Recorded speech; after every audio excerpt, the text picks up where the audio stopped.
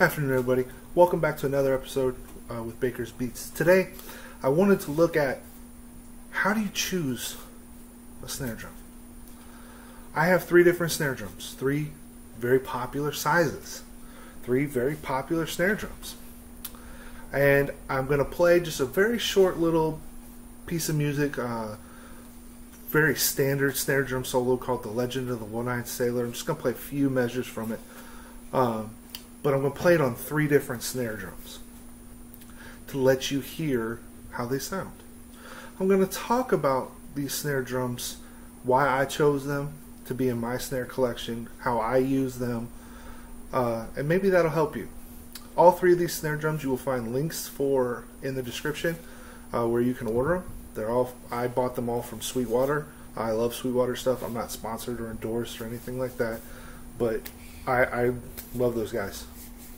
So I put links to these three snare drums in there. So to start us off, the snare we're going to start with is one of my newest snare drums, and it is the Tama SLP 14x8. They call this the big black steel snare drum. 14x8 is a size that I'm really getting into now because it offers truly a wide range of sound, from being able to play very soft to very, very full. It has a beefy sound. I would play this in my municipal band on bigger pieces, stuff that requires lots of percussion, especially very loud pieces of music. Xerxes by John Mackey comes to mind. I would love to play that with this snare drum. I haven't had a chance to yet because I just got it, and everything being on lockdown and everything, we haven't had a chance yet, but that's going with me to that. The second snare drum is this one right here. This is the Pacific Drums and Percussion, which is part of DW, excuse me. This is their 14x6.5 maple.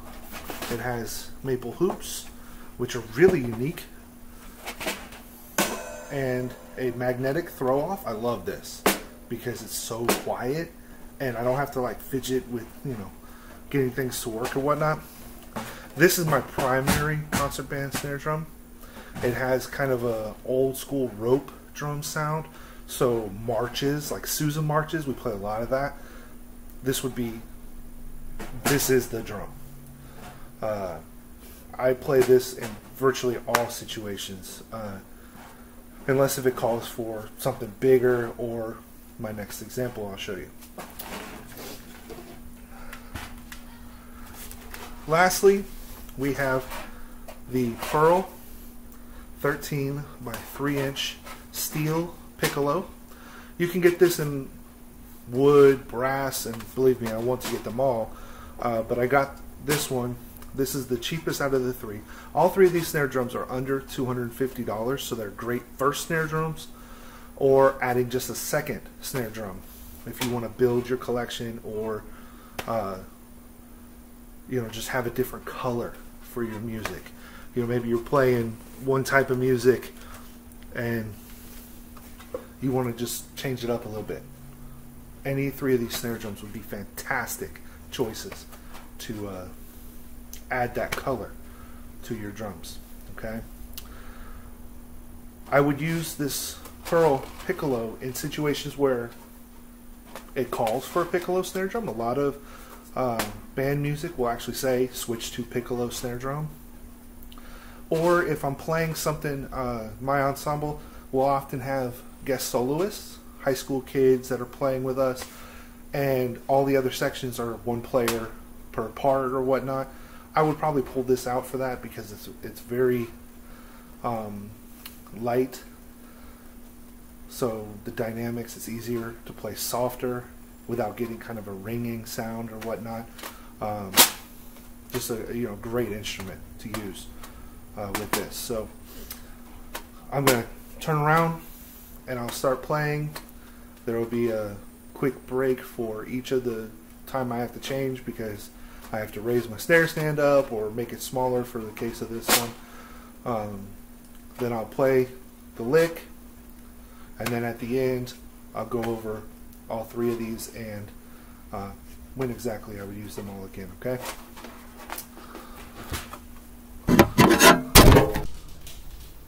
You see numbers? Alright, first up is the 14x8 Tama SLP snare.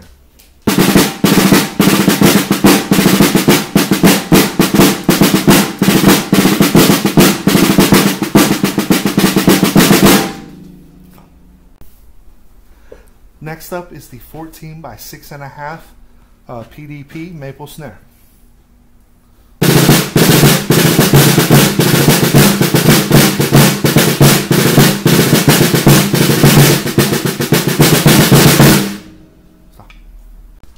Lastly, the 13x3" pearl steel piccolo.